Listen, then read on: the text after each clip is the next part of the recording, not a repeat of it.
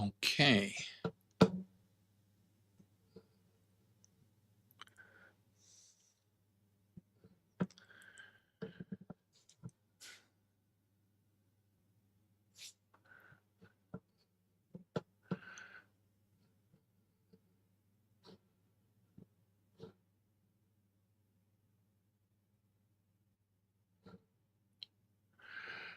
Okay, so hello, welcome. We are again streaming here,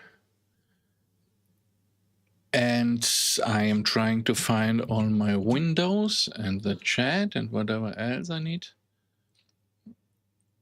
Wait a moment. Where's the chat?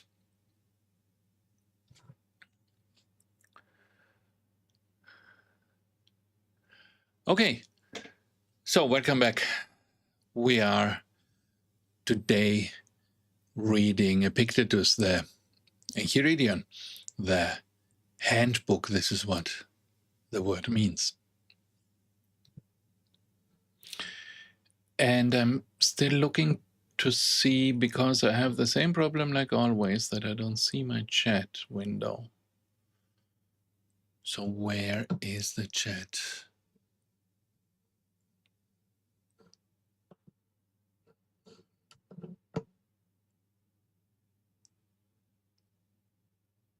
I'm not sure where it is.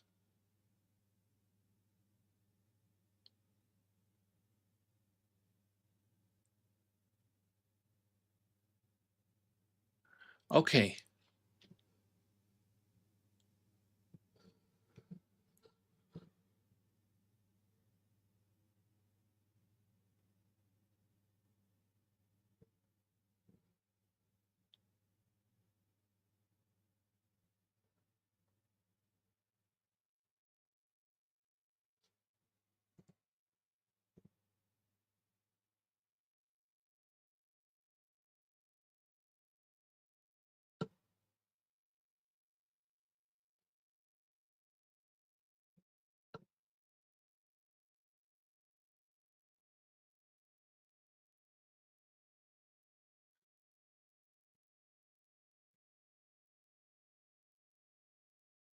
Okay, so I'm trying to sort out all of the technology here, so sorry about that. Yeah, let us begin. I don't know what's happening now. It seems that it's streaming, but I cannot tell what's happening with the chat. We will see. Okay, so welcome back. And this is the streaming of Epicurus, where we want to read, no, not Epicurus. This is Epictetus, where we want to read the Enchiridion, the handbook. And Epictetus was a Stoic philosopher. He was a slave originally. And this is interesting because the main three Stoic philosophers, one of them was Epictetus, the slave. The other one was Seneca, the younger, who was a society man, an intellectual, a writer.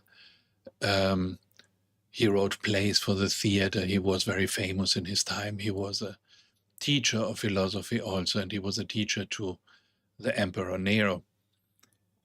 And then finally we have Marcus Aurelius, who is the most famous of them, especially nowadays, where on the internet there are multiple Marcus Aurelius channels on YouTube that focus on him.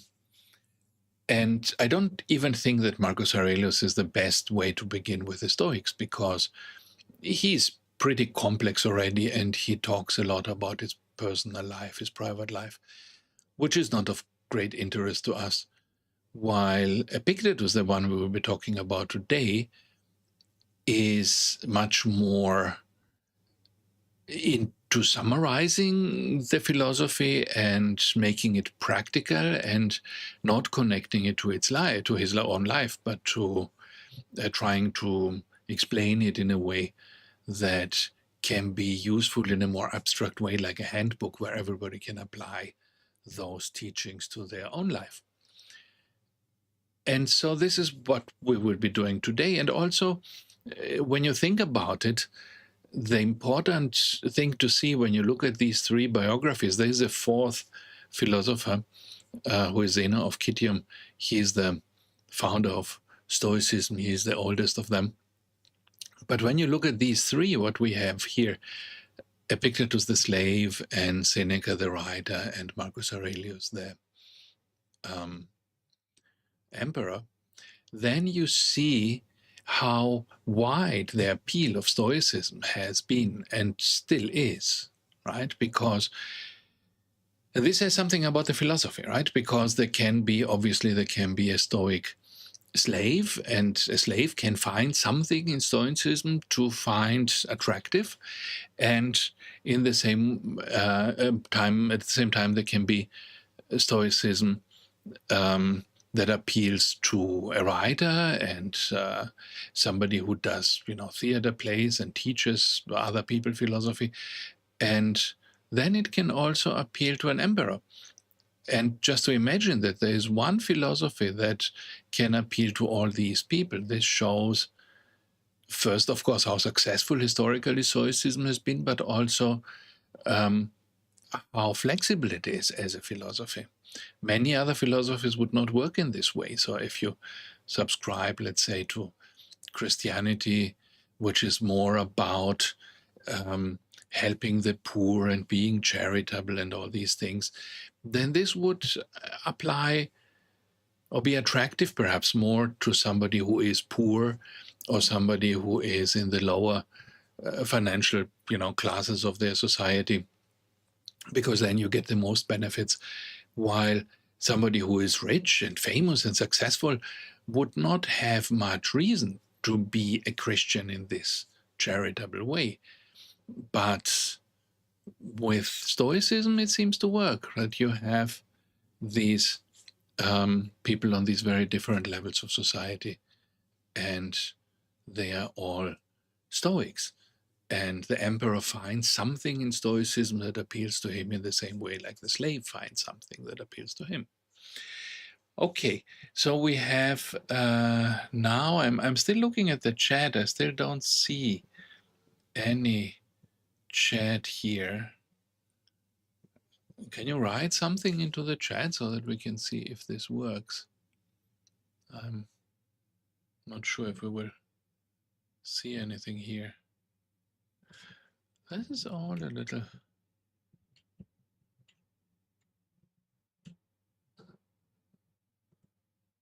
It's all a little mysterious. I'm not sure. The chat, I don't know if it works. I'm not seeing it. Anyway, let us go on with our Epictetus. So here I'm back.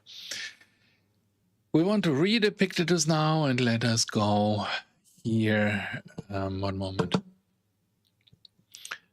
And have a look at the text. So this, what you see here on this side, is the Enchiridion. Enchiridion is a Greek word that just means handbook.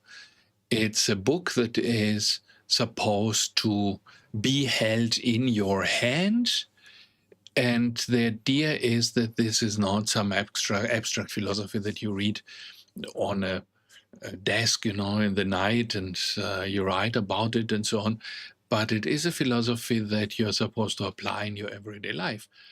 And so you take this handbook and you go out with it, you go into the world, you have your daily life, and at the same time you're reading the handbook.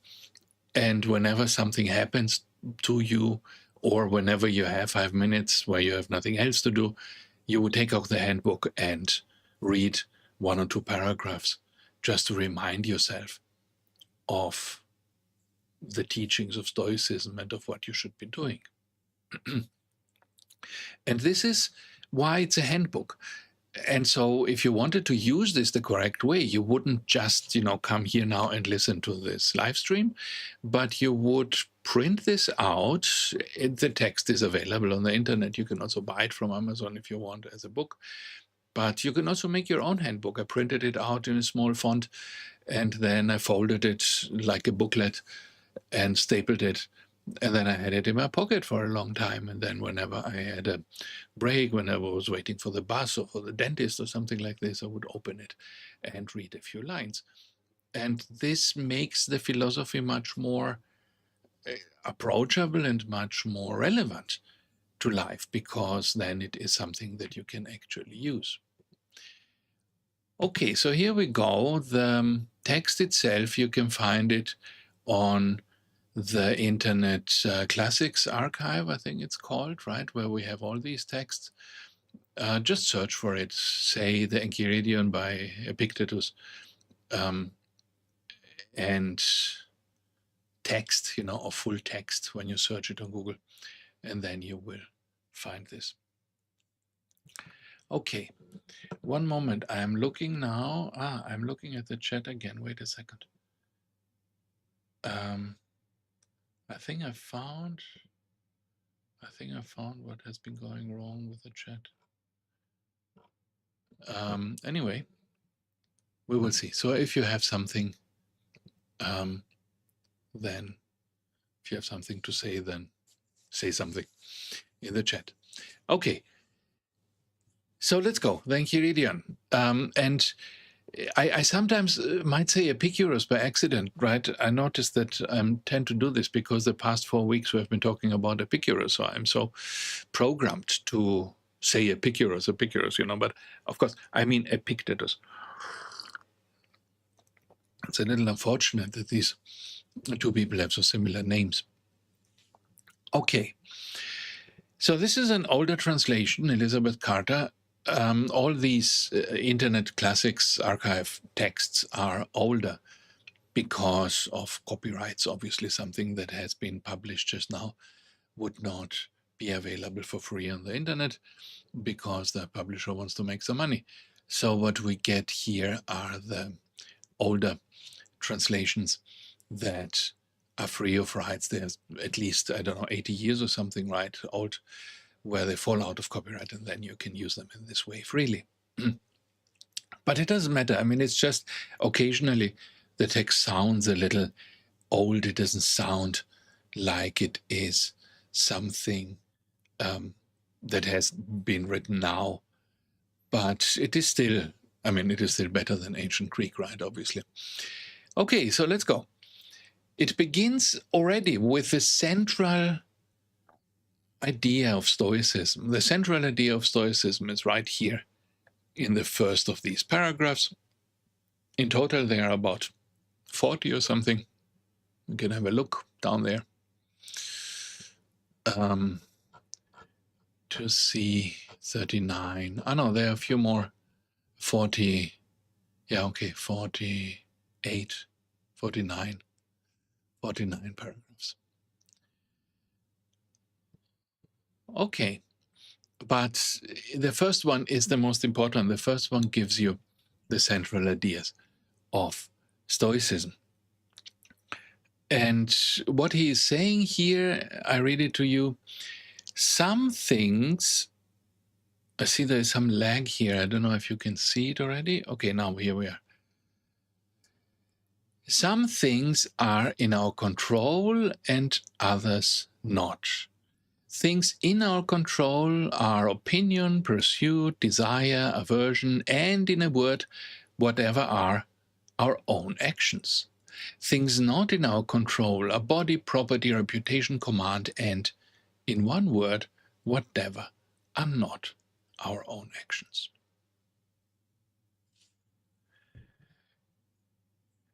So this is the main idea of Stoicism already. This is the idea that in order to have a happy life, and this is the whole point of Stoicism, right? So you have to always remember what these philosophers want to do, both Epicurus and Epictetus and the Stoics in general, is to give you a happy life, to tell you what the secret is, how you can have a happy life. Both of these philosophies developed in the late stages of Greek culture, when times were not happy or not so happy. a time much like ours, with political problems, with wars, with the Roman Empire being in trouble from various sides, and the Greek times over, the Golden Age over.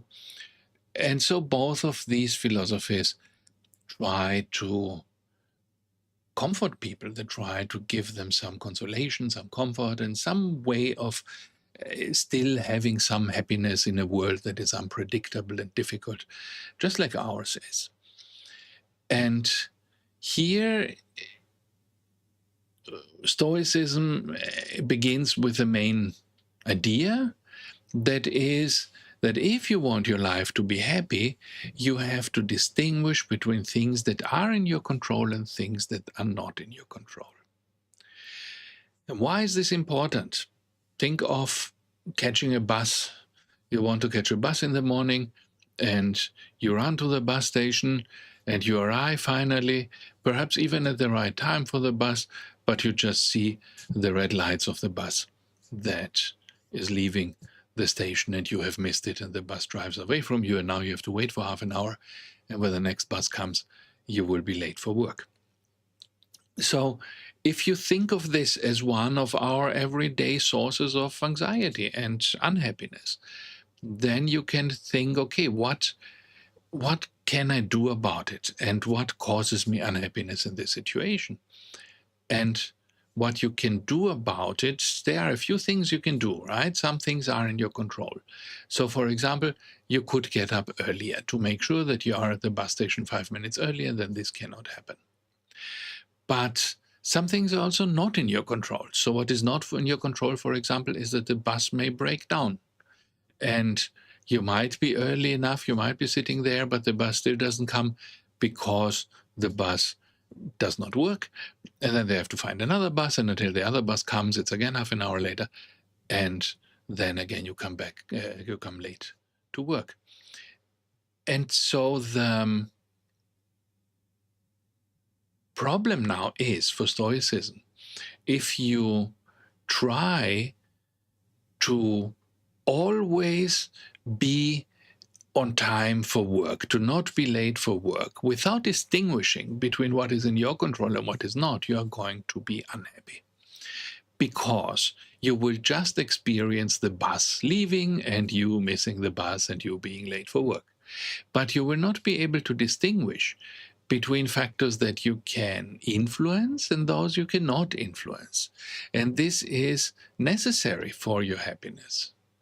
Because if you realize that you can wake up earlier and therefore, make the bus in most cases, then this will solve the problem in most cases and will keep you happier. If, on the other hand, you try to influence the breaking down of the bus and you are beating yourself up because the bus did not come, which was not your fault, and you had not any way of influencing it, then again you are making yourself unhappy. So you are making yourself unhappy in both of these cases where you act wrongly. If you say, I do not take control of the things I can control, I do not take control of my waking up, I just wake up whenever I feel like it, then of course you will miss the bus very often and you will be unhappy. If you control what you can control, you will already be on the way of being happy, but now you will be unhappy if you try to control the things you cannot control. And so then it is really important that you are aware of this distinction and you try to control what you can, but leave out what you cannot control. Now this sounds very basic, right? But it is actually something that in our lives we don't always do in this way. I see my students, for example, who are always coming late to class or missing sessions because they overslept. And then in the end, they wonder when they have a bad grade. But this was in their control. They just did not take control of the situation. They let it go. They let it, slip. They let it, today I don't feel like it, I will not go to class. It doesn't matter. And if you do your life like this, then you are not going to achieve happiness. But also, of course, others, the good students, often they are those who come every day to class and who do all their assignments and so on. But then in the end, they might get a bad grade because there was one question in the exam that was perhaps unfair, or it was too difficult, or it was something they couldn't have learned because it was not announced. Of course, we try to avoid this, but this happens. And so in this way, you would be unhappy by beating yourself up about something that you could not influence. And so both of these are bad, and you have to distinguish and then make the right choices. And it is more. Stoicism has a lot more to say about these two things. But this is the main distinction, and this is what we have to keep in mind, right? Some things are in our control and others not. Things in our control now. So what is in our control? Our opinion, pursuit, desire, aversion, in a word, whatever are our own actions. So things in our control are what we can do. But you see, when he says what it is, it's not only actions, it's also opinion and desire and aversion. So these are not actions, right? These are states of mind. And so what he wants to say is that the things that in our control, that are in our control, are our states of mind. I can control my mind. And when I have an opinion, for example, I have the opinion that I like this coffee. But now let's say it turns out that the coffee is bad for me. My doctor tells me to not drink more coffee. So now, again, this would be a reason to be unhappy. I like the coffee, but my doctor tells me not to drink it. So then I would be unhappy. But I have to realize that this is actually in my control. What is not in my control is that the doctor tells me that I should not drink coffee. This I cannot change. But what is in my control is my opinion that I like coffee. This is completely in my control. If I could make myself dislike coffee or like something else more, let's say the doctor says I should drink more orange juice, if I manage to convince myself that I like orange juice more than coffee, then I've turned around the situation from something unhappy to something happy. So for the Stoics, it's all about controlling your mind, controlling your own attitudes towards things, your opinions, your desires, your aversions. Aversion here is the opposite of desire, things that I dislike, things that I don't want. And we have a huge control over these things. For example, you have in your office roommate, you have somebody who is, who shares the office with you. Now, you could dislike this person, or you could just be neutral. You could just say, okay, let me see how he is, and then I react accordingly. And if he annoys me, I will dislike him. And if he is nice, I will like him. But then you're setting up yourself for, 50% of the cases for being unhappy, because now you have an aversion to someone who is in your office. You could also do the opposite. You could say, I will really try to like this person. It doesn't matter who they are or how they are. Everybody can be a nice person. Probably this person also has some boyfriend or girlfriend who loves them. So there are lovable qualities about everyone. And I can try to even get these to manifest more in this person by, for example, the first day when they come to work, I give them a present, or I help them move into the office, or I show them around. And then from the beginning, we have a positive relationship. And then I have exercised my control over the situation, but also over my own mental state. And instead of having an aversion, now perhaps I have a positive opinion of this person, and now I'm happy that we are sitting together in the same office, right?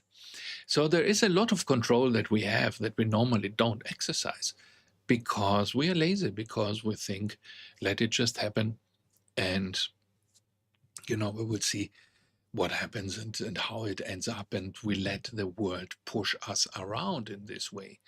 But we don't need to do it like this, right? We can take control and we can change things.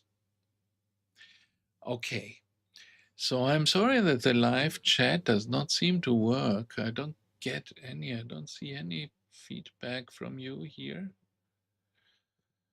I don't know. Hope that I hope that you're actually not writing anything, because this would mean that I didn't miss anything. But I cannot change it. These windows are a mystery to me, I must say. I have no idea what's happening with the chat. Anyway, let's go on. We have the second part here. This was the first paragraph, right? So this is the basic idea of Stoicism. And now we also have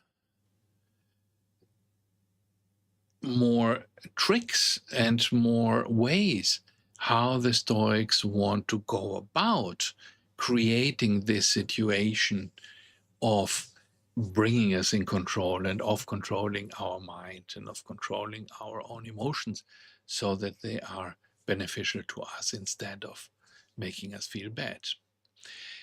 And so now Epictetus elaborates here: the things in our control are by nature free and unrestrained and unhindered, but those not in our control are weak, slavish, restrained, belonging to others.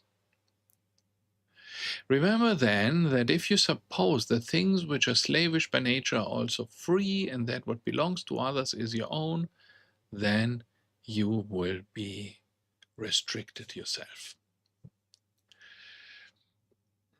So this is supposed to be a kind of empowerment talk, right? We would say today. The things in our control, my own state of mind, is by nature free, unrestrained. Why is it unrestrained? Because it all happens in my mind. And my mind is completely in my control. I don't need anyone's permission to have a particular attitude in my own mind. I can do whatever I like, I can think whatever I like, I can feel however I like, and this all belongs to me. And so it is free, it is unrestrained, it's unhindered by others. But those that are not in our control, so whatever is outside of me, the bus not coming, the who will be my roommate, or who will be working in my office, these are all things I have no control over. But these are slavish, restrained, and belonging to others. So these are things that come from the outside, and therefore I don't have control over them. And how do I get unhappy? I'm unhappy if I forget what he says here I should remember. Remember then that if you suppose that things which are slavish by nature are also free, I translate it, that if you suppose that things that belong to others, that are controlled by others, are also free and you can influence them, and that which belongs to others is your own, then you will be hindered, you will be unhappy, you will be restrained. You will lament, you will be disturbed, and you will find fault both with gods and men. But if you suppose that only to be your own, which is your own, so if you get accustomed to thinking of your own, only what is really your own, and what belongs to others, such as it really is, then no one will ever compel you or restrain you.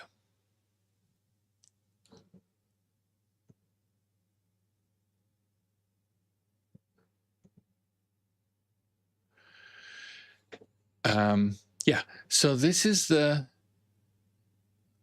idea. One moment.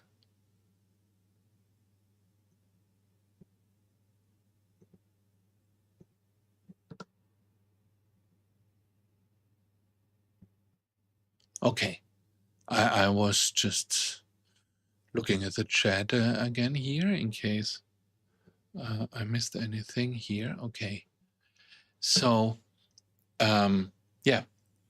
if you suppose that only to be your own, which is your own, and what belongs to others, such as it really is, then no one will ever compel you or restrain you.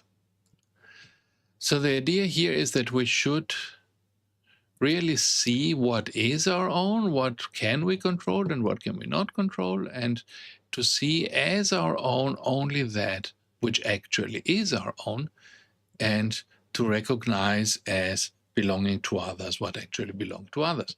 So we said this already, right? If you think that you can control the bus, then you will be unhappy. While if you control your waking up, which is your own, then this is okay, and leave the bus to others and accept that it belongs to others and is not not in your control. Further, you will find fault with no one or accuse no one. You will do nothing against your will. No one will hurt you, and you will have no enemies, and you will not be harmed. So this is a little more advanced. Why can I not be hurt, and why would I not have enemies, and why would I not be harmed? And here we have to see later how this works. The idea is that harm is something that also happens in your mind, according to the Stoics. So whether I'm harmed or not, it depends on me to determine. Somebody can try to harm me, but they cannot actually harm me if I don't accept that I am being harmed. So this is the basic idea. And the Stoics have a lot of discussion around how I can do this, how I can avoid being harmed, although somebody else is trying to harm me. Aiming, therefore, at such great things, remember that you must not allow yourself to be carried, even with a slight tendency, towards the attainment of lesser things. Instead, you must entirely quit some things and for the present postpone the rest.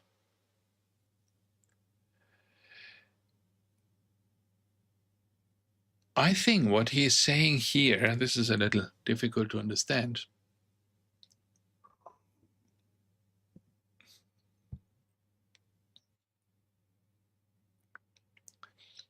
In the context of what he was just saying, I think he is speaking to people who want to be Stoic sages, who want to be complete Stoics. And this is why he says you can aim at great things, which means you can aim to become a Stoic sage, you can aim to become a perfect person. But this means two things. It means, first, you should not be carried towards the attainment of lesser things.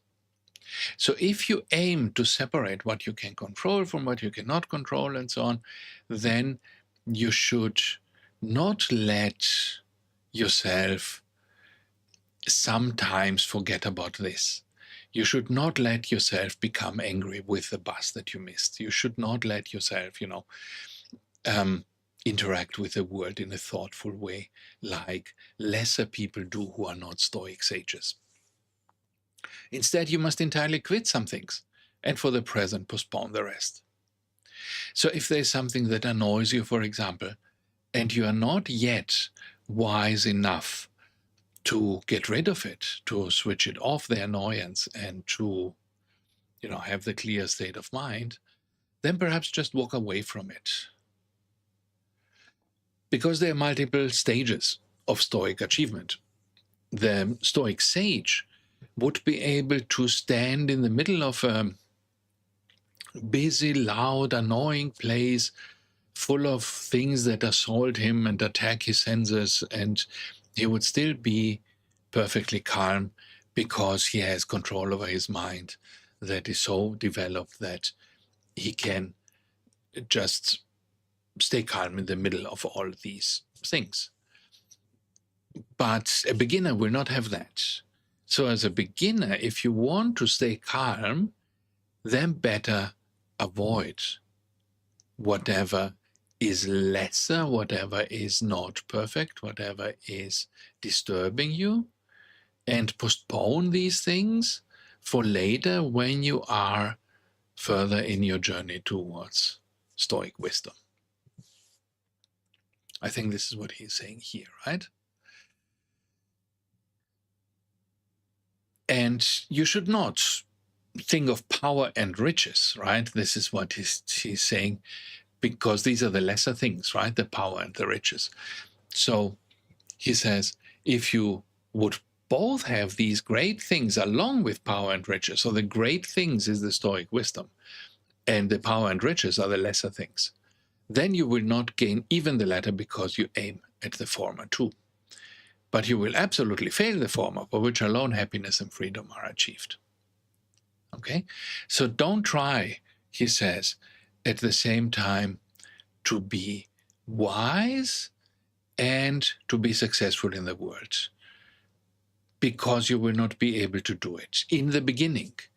So you have to postpone the success in the world and concentrate on the wisdom until you have reached some stage of wisdom, until you have reached some stage of development as a Stoic sage, at which you can afford now to go after the lesser things, after power and money and so on.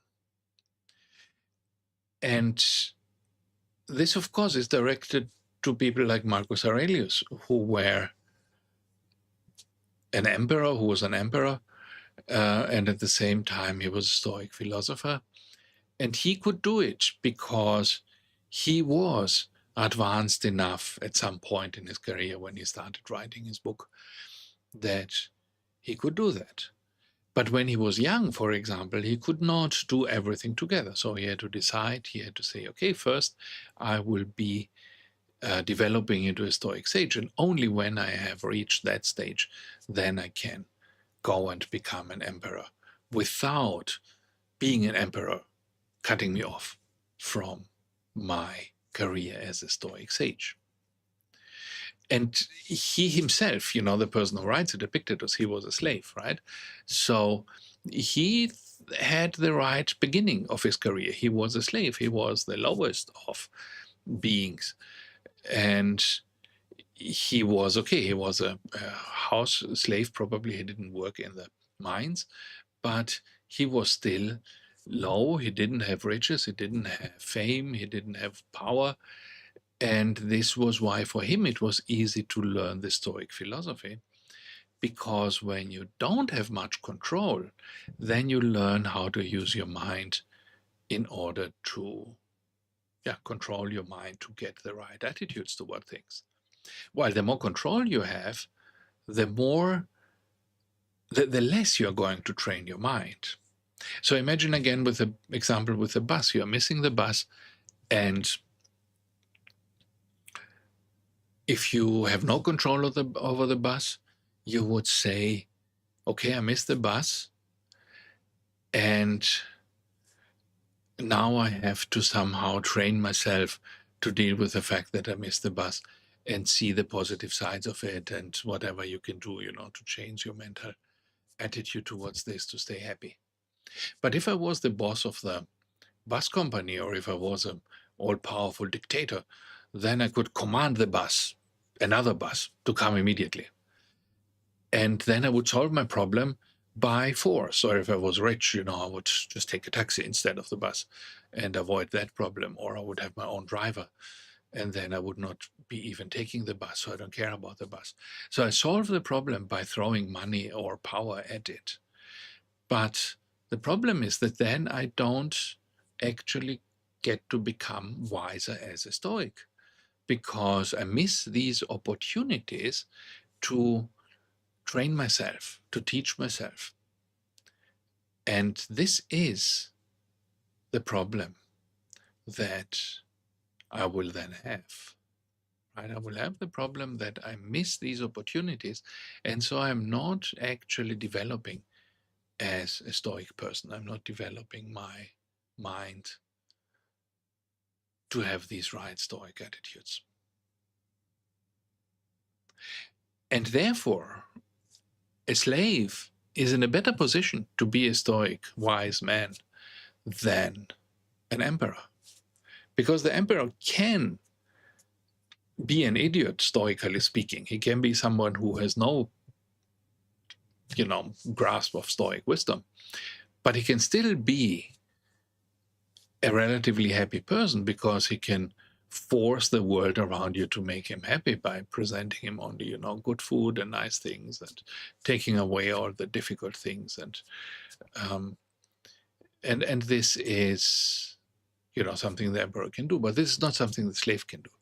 The slave is confronted with the power of others over him and with bad choices for him all the time. And so this is why the slave has to do a lot more in terms of controlling his mind in order to keep his happiness. I'm always looking a little bit at the time because we have to finish at 9. Okay. So let's go on.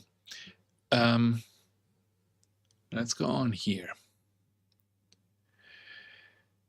Work, therefore, he says, Epictetus says, to be able to say to every harsh appearance, you are but an appearance, and not absolutely the thing you appear to be. And then examine it by these rules which you have, and first and chiefly by this, whether it concerns the things which are in your own control or those which are not. This word appearance is very important to the Stoics, to the Stoic concept of controlling your mind.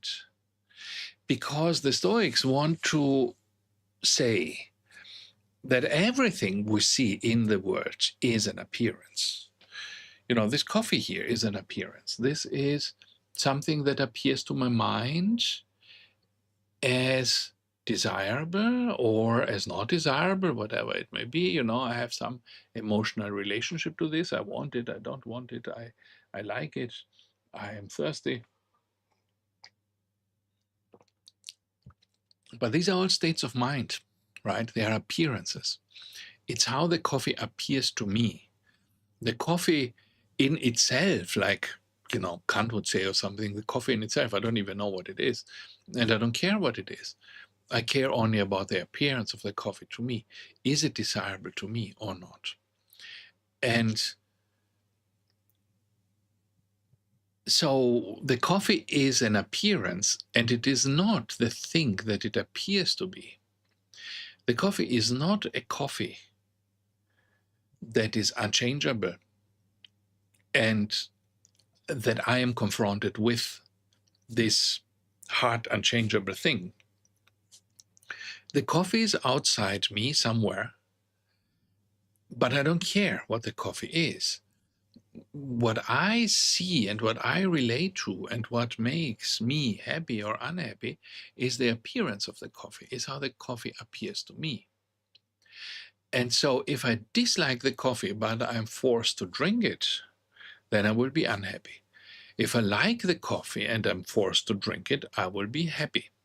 The coffee and me being forced to drink it are the same, they're constant.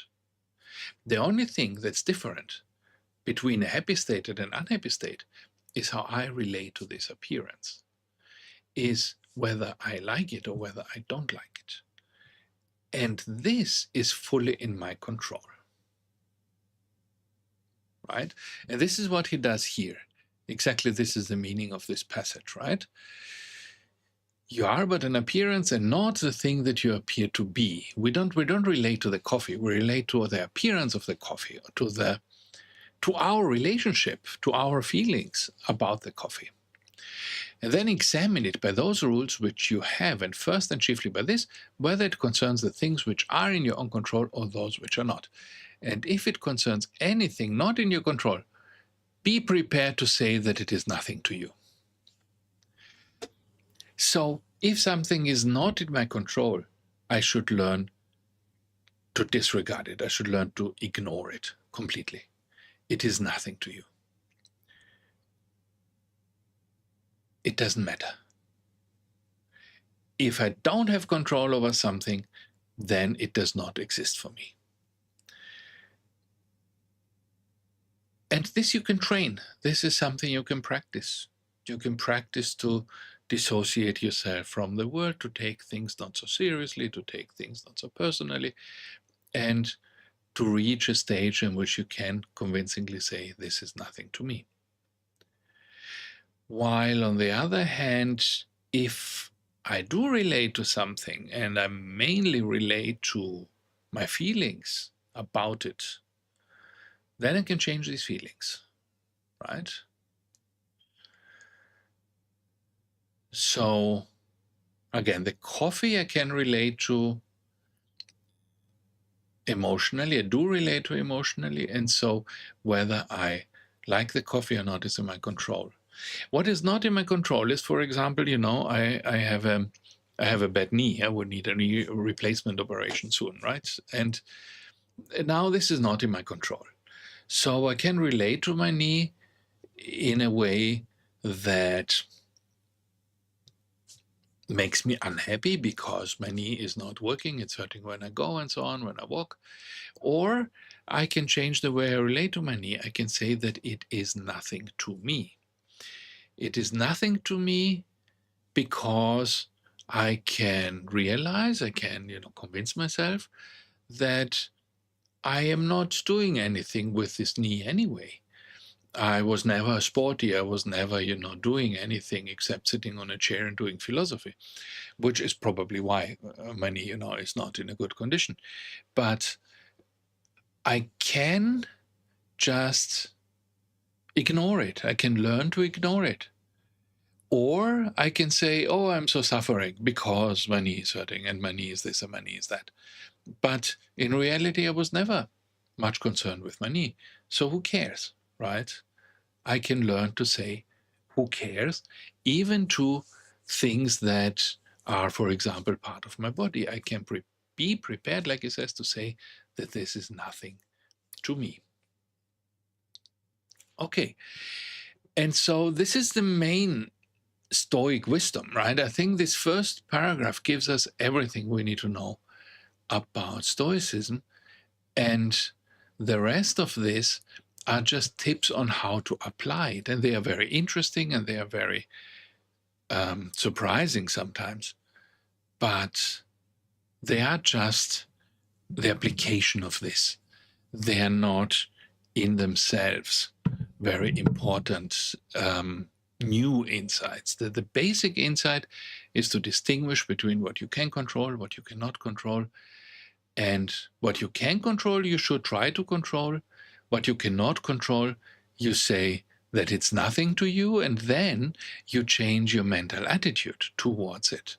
You find ways to improve the way you relate to it mentally.